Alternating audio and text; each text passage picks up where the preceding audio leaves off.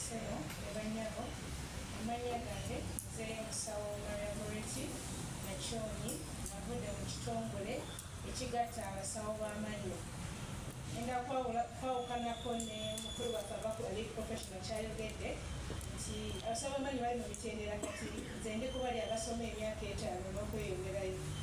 Kyekyo ekitongole kye tulimu.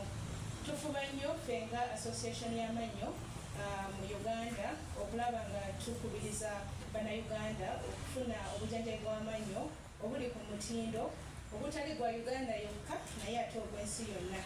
Ekyo kyetusinga okukola okulaba nga buli omu munnayuganda oba oli wano oba oli wala osobola okufuna obujjanjabi bw'amannyo obutegeerekeka obutagenda kulumya mu biseera by'ebyedda.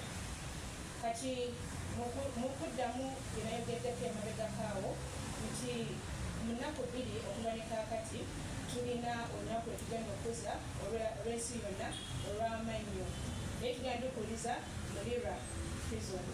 Kati omulamwa gw'olunaku lw'amannyo luli nti buli happy mouth is a happy life, nti akamwa akasanyufu bwe bulamu obusanyufu.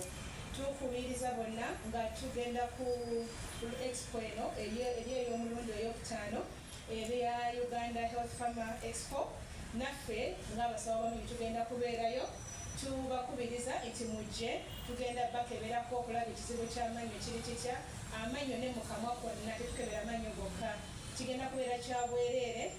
Tuyinza obutajjanjaba naye ate tugenda kubawa amagezi agagenda okubayambako okugenda mu ddwaliro eritegeerekeka okufuna obujjanjabi obwetaagisa.